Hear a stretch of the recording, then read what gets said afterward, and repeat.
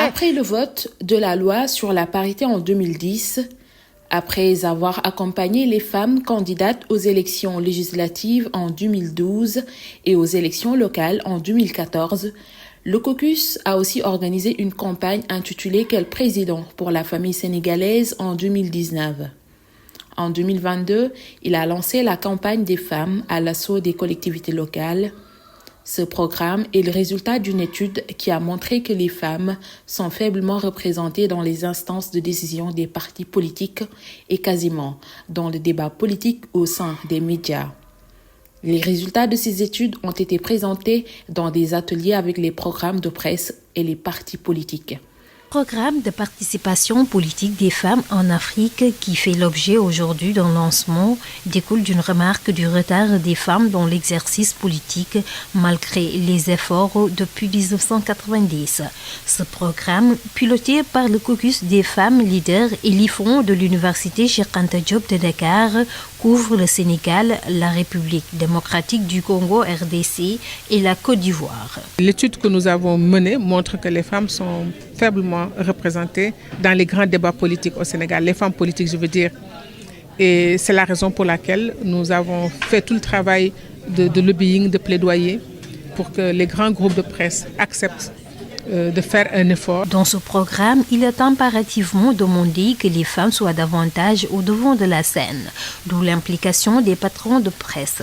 D'ailleurs, le PDG, président directeur général du groupe Ginesa, qui soutient la cause des femmes, magnifie l'initiative et se déclare leur ambassadeur. Nous, on a déjà pris de l'avance sur ça.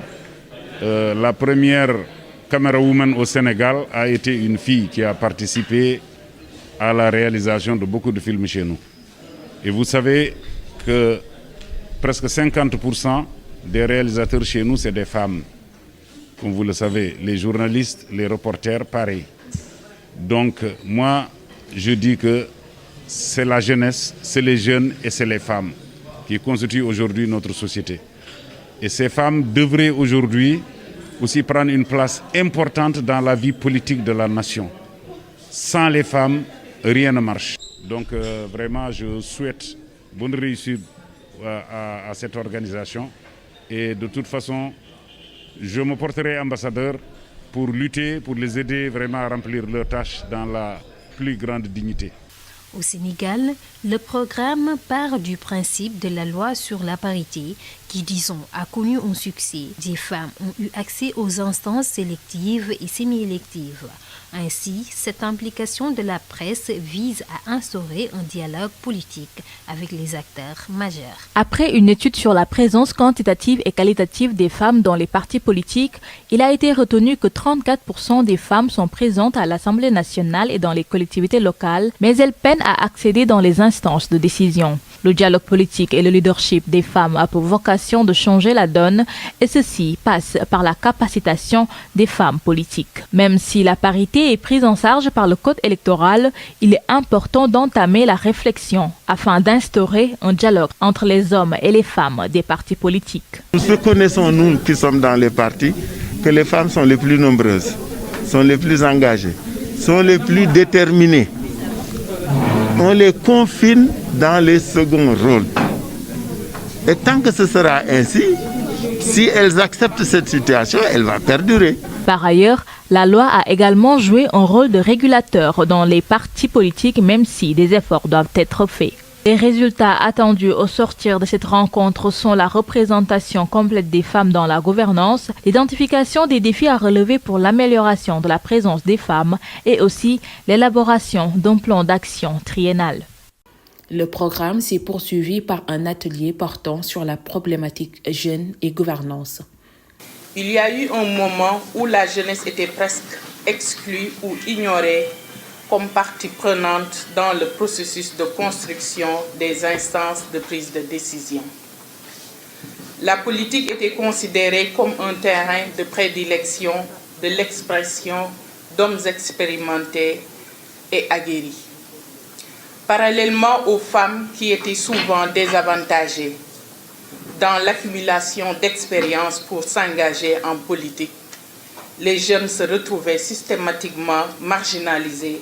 Il urge de jeter les bases d'une connexion profonde et durable de ces deux importantes catégories, puisqu'elles partagent le même sort, peu enviable au sein des formations politiques. Il faut valoriser les jeunes dès le départ parce qu'ils sont l'avenir. Selon Fatou Soussar, pour cette réussite, il faut la jonction hommes et dames. Les résultats attendus à la fin de ce programme sont de voir la représentation des jeunes dans la gouvernance politique, identifier les causes de la faible présence des jeunes pour pouvoir élaborer un plan d'action triennal pour le renforcement du leadership des jeunes. Après les ateliers de partage des résultats des études, le WPP est allé à la rencontre des leaders politiques en commençant par le chef de l'État. Ils se sont tous engagés à faire avancer la cause des femmes et les ont exhortés à aller plus loin. Le leadership politique ne se décrète pas, il se construit. Moi, je vous soutiens totalement dans cette cause et je suis tout à fait disposé à accompagner votre caucus. Nous pouvons agir en tant que chef de la coalition, président de la République, mais il faut que ce plaidoyer se fasse également au niveau de tous les leaders. Je trouve que la femme dans notre société, elle subit trop d'injustices. Et nous devons agir pour sa promotion, à la fois économique, c'est son autonomisation, mais aussi pour la défense de ses droits. Pour la défense de ses droits, et cela doit être vraiment une pratique de tous, dans nos foyers, dans nos partis politiques, dans notre État, dans nos sociétés. Il faut que la défense des droits des femmes soit quelque chose que tout le monde doit assumer. Nous nous engageons à accompagner les femmes et faire en sorte que les 10% soient atteints. Hormis l'accompagnement, il faut financer aussi les activités des femmes qui sont au niveau des partis politiques. À mon niveau, je tâcherai de transmettre votre plaidoyer à mon parti. Et les femmes pensent qu'il est totalement injuste que dans l'ensemble des responsables des collectivités locales, qu'il y ait 2,6% de femmes. Totalement inacceptable. Elles sont majoritaires dans le pays. Nos femmes sont très bien formées. Elles ont toujours tenu nos sociétés. Les sociétés africaines, le fondement numéro 1, c'est la femme. C'est clair. Au-delà de 10% de maires, moi je crois que c'est un objectif réaliste. Il faut d'abord donc que les partis acceptent de présenter des candidates femmes. En fait, ce que je retiens et qui me semble être positif, c'est de porter le combat des candidates, de faire le plaidoyer des candidates, d'offrir des plages de discussion ou même des émissions aux candidates femmes. Voilà, ça c'est important. Il faut même, à mon avis, il faut même aller plus loin. Il faut essayer de voir comment aider les femmes à bâtir leur programme. L'autre a parlé de formation, c'est important. Surtout pour les femmes qui sont dans le monde rural. Moi, je connais des femmes, j'ai connu des femmes à l'époque analphabètes, présidentes de communautés rurales, mais je vous assure qu'elles étaient plus compétentes que des hommes. L'implication des femmes dans la politique au plus haut niveau dans la gouvernance est un facteur de lutte contre la corruption et pour la bonne gouvernance. Depuis 1960 à maintenant, les hommes étaient toujours au devant de la scène. Et je pense qu'il est temps de passer le relais aux femmes qui sont très actives dans les foyers et dans d'autres organisations, privées comme publiques. Nous avons, à défaut d'avoir échoué sur le plan du développement, puisqu'on nous présente comme un pays pré-émergent. J'ai tendance à dire sous forme de boutade que ce sont les hommes qui dirigeaient ce pays qui ont échoué. Il est temps de laisser la place aux femmes pour tenter de réussir. Donc nous partageons totalement la démarche de la délégation et celle que cherche à promouvoir ce projet. Qu'on le veuille ou non, il y a quand même des fissures sur les murs de la nation.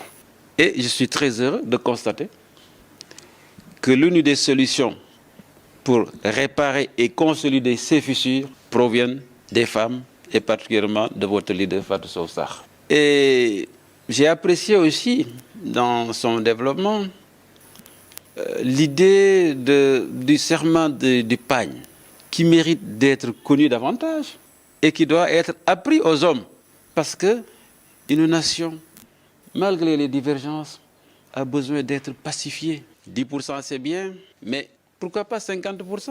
Je salue ses efforts, je salue sa démarche. qui est une démarche qui se veut consensuelle. Cela me paraît être un engagement que tous devrions accepter. Et en tout cas, moi, je m'y engage, je suis tout à fait d'accord avec elle. La gestion des maires, aujourd'hui, elle est catastrophique dans bien des cas. Ce n'est pas tous les maires, mais dans beaucoup. Ils vendent les terres, il y a un sérieux problème foncier. Les fonds de dotation, ils les détournent, les fonds de concours, etc., etc. Mais si les femmes gèrent, je suis sûr que les femmes mairesses là, vous n'en verrez pas une qui sera accusée d'avoir détourné des fonds de concours, des fonds de dotation ou bien qui vendent des terres. On me signalait à l'instant qu'on était autour de 2,5 lorsqu'il s'agit des collectivités locales, ce qui est faible. L'ambition de cette association, c'est de ramener le taux à 10%, ce qui est encore faible, mais c'est une cadence et ce sont des objectifs très louables. En tout cas, nous nous engageons pour cela, atteindre ces niveaux. De ma propre expérience professionnelle, partout où j'ai eu à travailler et où j'ai travaillé à côté de collègues femmes, j'ai pu dire qu'elles étaient les plus compétentes, les plus rigoureuses, les plus assidues, mais surtout les plus intègres. En ce qui nous concerne, que nous sommes un parti extrêmement ouvert aux femmes, nous en enregistrons de plus en plus et nous rendons grâce à Dieu. Mais à chaque fois que des profils idoines se présentent, nous les responsabilisons immédiatement et nous considérons que nous disons aux femmes du Sénégal qu'il faut qu'elles se politisent. Parce qu'il faut qu'elles soient là où les décisions se prennent, qu'elles mettent l'intérêt national devant tout et qu'elles se battent dans les appareils politiques pour s'imposer comme le font les hommes. Et c'est comme ça seulement que nous atteindrons, en tout cas, les niveaux que nous souhaitons. Et c'est comme ça que nous atteindrons des quotas beaucoup plus ambitieux d'ailleurs que les 10%. Parce que je suis convaincu qu'on peut aller à 50-55% même de femmes dans les postes de responsabilité. Dans le prochain bureau politique, la décision a été prise d'avoir 50% de femmes, donc la parité parfaite. Nous nous battrons, nous avons pris l'engagement de porter la parole féminine dans cette coalition et tous les leaders sont conscients de l'enjeu aujourd'hui de laisser de la place aux femmes et les femmes aussi sont conscientes de l'importance de se battre pour prendre leur propre place. Les plateaux télévisés ont été une opportunité d'aborder diverses thématiques qui ont permis de convaincre les populations quant à leurs compétences et leur expertise et politique. La marche, organisée le 24 octobre 2021, a permis de mobiliser les populations pour un vote massif en faveur des femmes têtes de liste et de procéder à une investiture symbolique des candidates par le programme WPP. Une randonnée pédestre de la place de l'Obélisque au rond-point RS pour sensibiliser les populations à voter massivement pour les listes dirigées par des femmes pour les locales du 23 janvier 2022. Les femmes à l'assaut des mairies, plus un slogan pour le caucus des femmes leaders qui, à travers cette marche, a investi ses candidates à la candidature. Par ailleurs, la présidente du caucus des femmes leaders met en garde les leaders des coalitions qui ne respecteront pas leur engagement. Hormis les médiations des émissions télévisées, y compris les formations relatives aux politiques publiques, ont été entamées depuis le 6 juillet dernier. Le caucus des femmes leaders comptait également participer à la campagne des candidates une fois investies par leurs militants. Pour le renforcement des capacités des femmes, le programme WPP a organisé des ateliers de formation, de partage d'expériences et d'évaluation des activités. Toujours dans l'optique de valoriser la participation des femmes dans les instances de décision et notamment dans l'arène politique, le caucus des femmes leaders a organisé un atelier de partage d'expériences intergénérationnelles entre femmes politiques. À l'approche des locales, il est urgent de former et encadrer les femmes pour qu'elles puissent aller vers l'occupation du terrain politique. L'approche intergénérationnelle, un moyen d'amener ces femmes à partager leur expérience. La dynamique aujourd'hui, c'est le partage d'expérience, c'est le renforcement de capacités, mais l'accompagnement et une solidarité agissante de toutes les femmes pour montrer véritablement que le bon profil pour être mère, c'est d'être femme. D'ailleurs, même les hommes qui veulent être mères doivent être dotés d'un esprit de femme, d'un cœur de femme, mais d'un savoir-faire de femme. Un temps fort a été marqué encore une fois de plus par le caucus des femmes leaders avec un leadership incarné. Cette rencontre a démontré leur union pour un seul objectif, à savoir donner à la femme sa place dans les instances de décision, là où se joue le sort de notre pays. Important de se battre pour arriver aux instances de prise de décision. Mais c'est meilleur de montrer que par son propre exercice, on peut influer sur le bien-être des populations. Et donc je suis chargée de dire ce que moi j'ai fait jusqu'aujourd'hui quand j'étais à ce poste-là.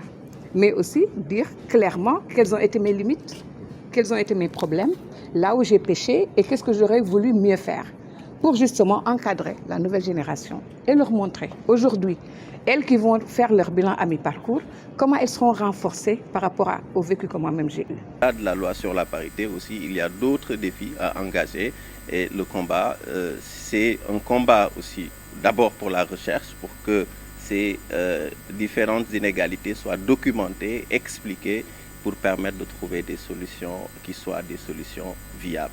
4% selon des estimations et le taux d'une représentativité assez importante des femmes dans les partis politiques. Pourtant, elles peinent toujours à élever leur voix dans les instances de décision, d'où cet atelier sur le programme de participation politique des femmes. Au sortir de cet atelier, les acteurs ont soulevé les défis qui leur tiennent à cœur, ceux sur la question des prochaines élections locales. Dans les partis politiques, il y a une présence massive de femmes, mais elles n'occupent pas les postes à la hauteur de leur engagement. Donc cet atelier va permettre aux jeunes leaders femmes de pouvoir défendre des opinions, de pouvoir défendre des positions et jouer le véritable rôle d'une personne engagée en politique. Le caucus des femmes leaders a tenu un atelier ce matin pour analyser le processus de participation des femmes aux élections locales. Pour la présidente, l'objectif est atteint en termes d'investiture. Le processus, en fait, qui était d'avoir le maximum de femmes maires candidates, c'était de dire qu'il était important qu'on dépasse le seuil très faible de 14 femmes maires. Et nous avions estimé qu'il ne fallait pas descendre en dessous de la barre de 10% de femmes investies.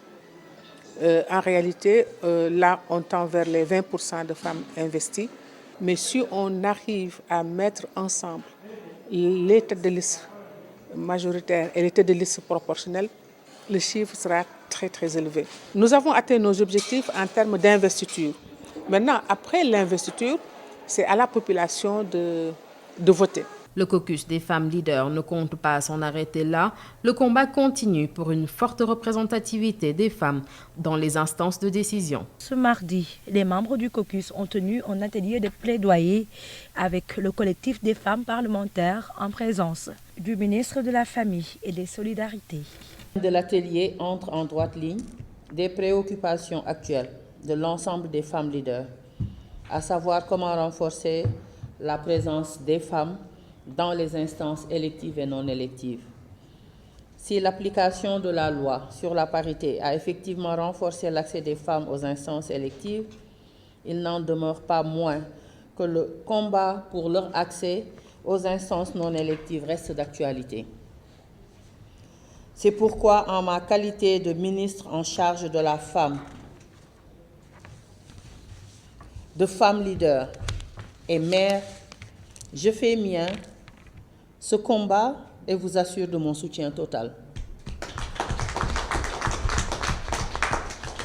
Toutes les études ont prouvé que la pleine participation des femmes est un réel facteur de développement économique, socio-économique, capable même de générer des centaines de millions de dollars à l'économie mondiale. Lors de cet atelier, les parlementaires ont été sensibilisés sur le ticket présidentiel paritaire et sur la nécessité d'une loi modèle sur la parité au niveau communautaire. Nous pensons qu'il faut qu'on renforce la présence des femmes au niveau le plus élevé de la gouvernance dans nos pays. Et avec le caucus, dans le cadre de ce programme, nous sommes en train de faire un plaidoyer pour que nous puissions avoir au sommet de l'État, pourquoi pas, un ticket paritaire, un ticket présidentiel paritaire, qu'on ait, pourquoi pas, un président et une vice-présidente, parce que cela ne fera que renforcer, en tout cas, nous faire avancer rapidement pour ces changements systémiques que le nouveau pouvoir appelle. L'accès des femmes aux instances de prise de décision constitue l'axe majeur du programme de participation politique des femmes, WPP. dans le cadre du démarrage de sa seconde phase. Une évaluation de la présence des femmes élues dans la gouvernance des collectivités locales s'est faite. Présent à cet atelier, le sous-préfet Djibi Diallo, partenaire de première heure du caucus des femmes leaders, est revenu sur les acquis et défis qui pèsent sur les femmes élues. J'ai déjà été sûr que les femmes sont au pouvoir, mais elles n'ont pas de pouvoir. Sur le plan numérique, elles sont supérieures aux hommes, mais sur la représentation, il y a une discrimination négative. Il faudrait donc dans ce sens que les acteurs politiques puissent savoir que le respect de la loi n'est pas négociable. C'est ce qu'il faut.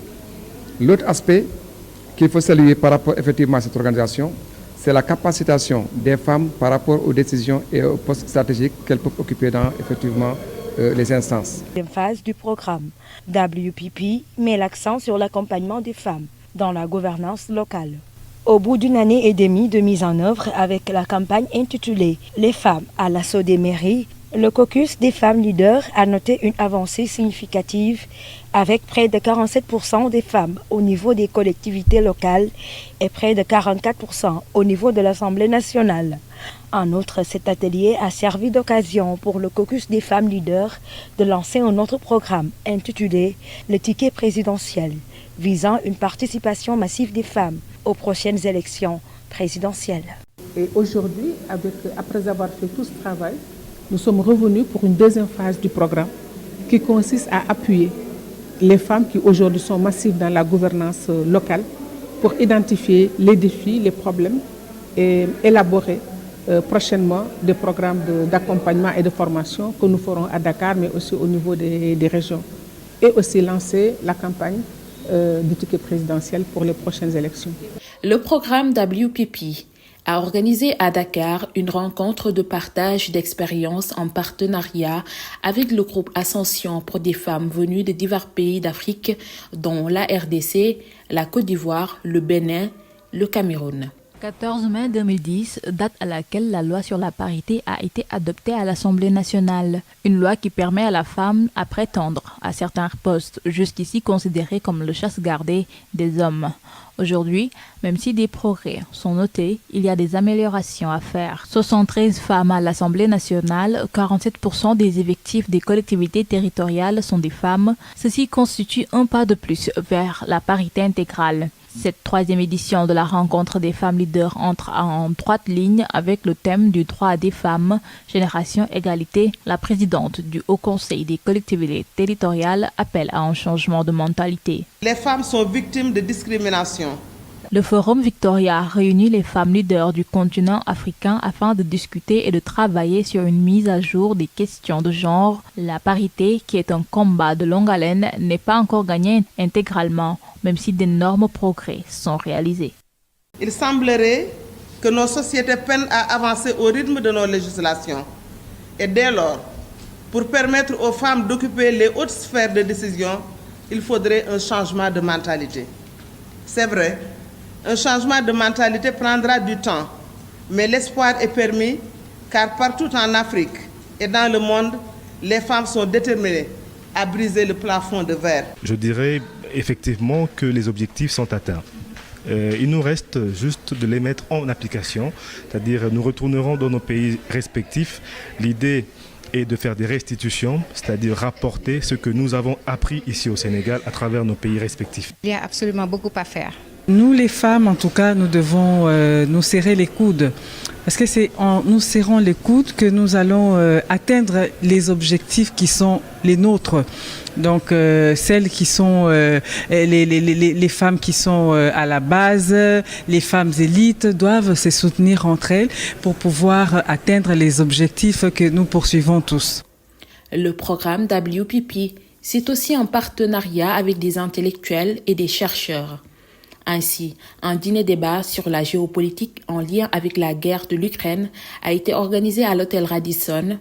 Cela a été l'occasion de décerner des trophées à des hommes qui ont fait preuve d'engagement envers le programme.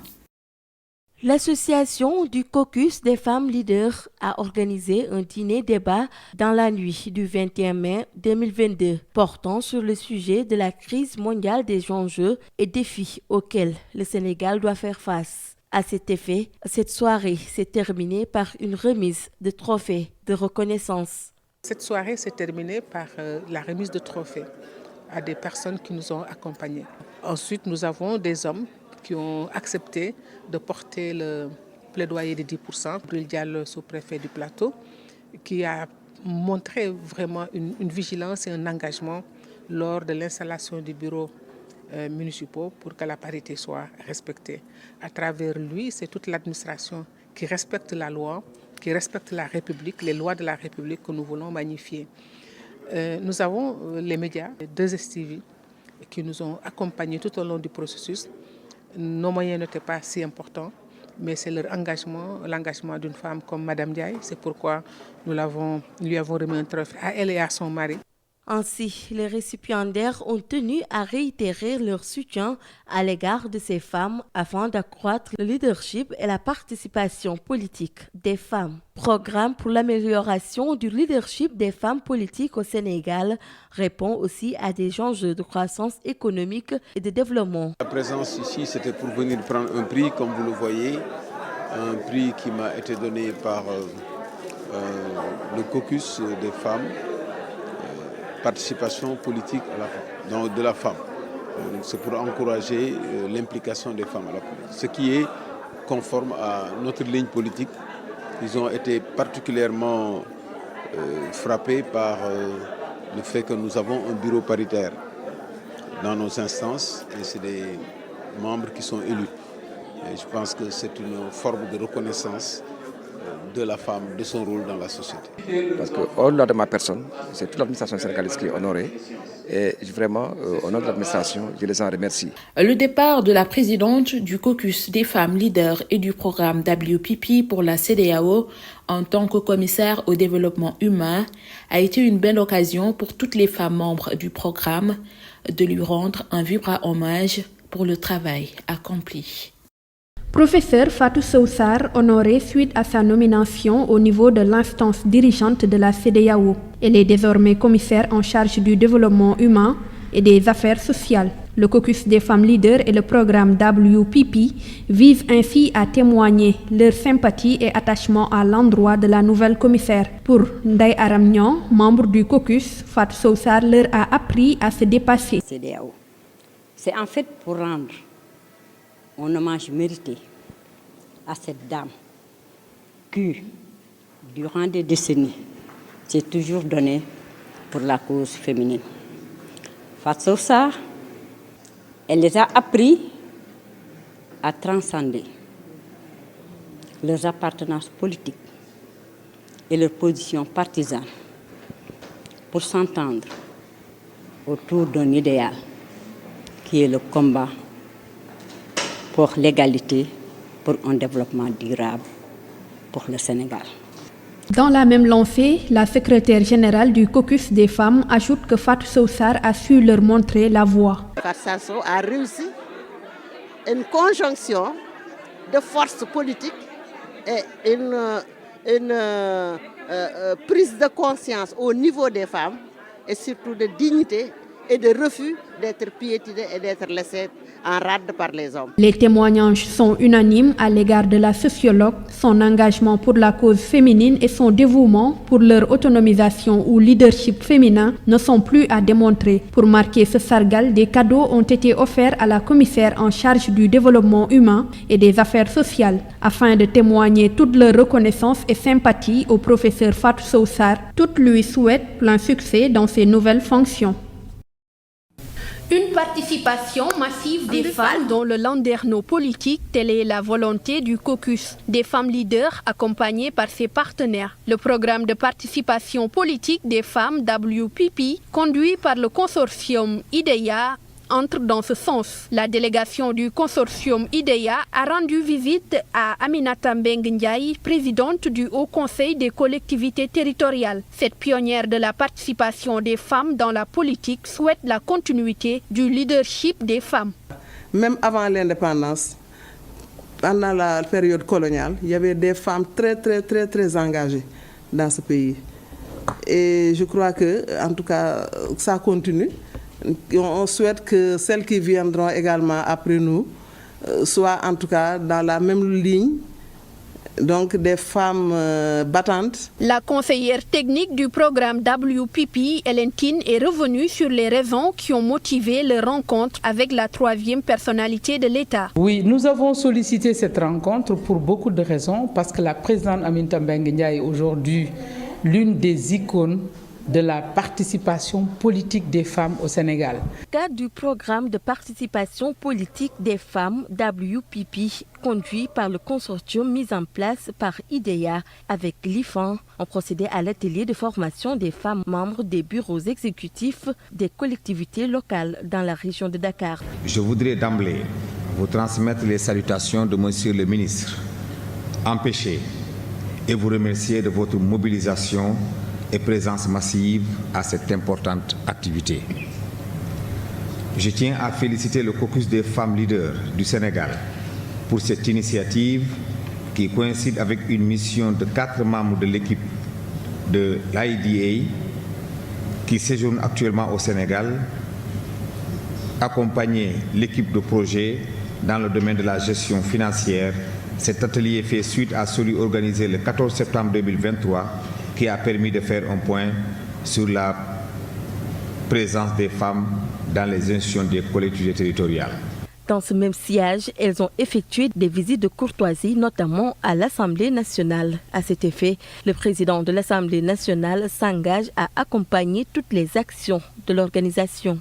Et vous dire aussi que nous sommes prêts à accompagner toutes les actions et initiatives encourageant la participation des femmes. Fatou Sow-Sarr, présidente du caucus des femmes leaders, s'est dit satisfaite de cette rencontre qui marque une potentielle collaboration. Et dans le cadre de cette mission, il était important qu'on vienne rencontrer le président de l'Assemblée nationale parce que l'objectif de ce programme ultime, c'est aussi de travailler avec les institutions telles que les parlements des différents pays.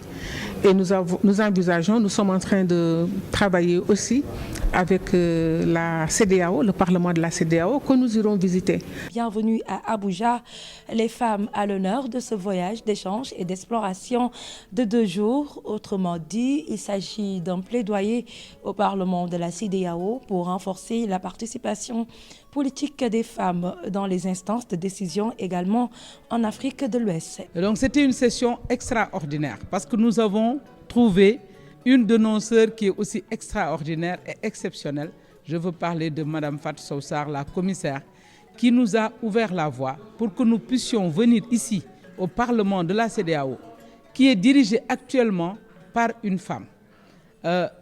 Et ça, c'est une première dans l'histoire de cette institution.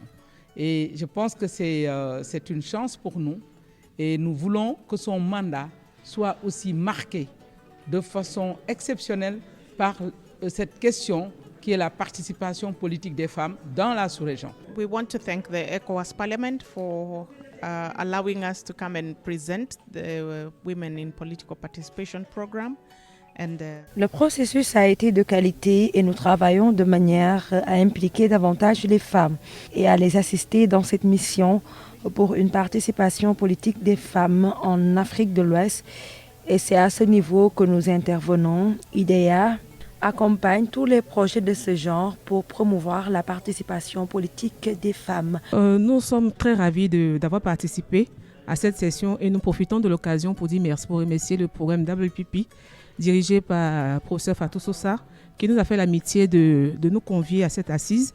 Il faut dire que ce programme aussi a été mis en œuvre en Côte d'Ivoire en 2021 et il était bon pour nous de pouvoir participer à cette session de rencontre des parlementaires de la CEDEAO. Oui, c'est après avoir fait cet entretien avec le Parlement, c'était une séance d'interaction qui nous a permis d'exposer les motivations du programme WPP à l'égard du Parlement de la CEDEAO. Parce que l'objectif est désormais d'avoir un partenaire solide à travers le Parlement qui nous permettra, avec l'adoption de lois modèles, de nous donner toute une légitimité pour aller travailler à la base avec les parlements, les assemblées nationales dans les différents pays. Cela a permis au caucus des femmes leaders à accompagner de l'IFAN à travers le programme WPP de faire l'exposé clair sur les enjeux. Nous voulons le ticket, nous voulons le ticket. Nous may jowe, ay nous may jowe.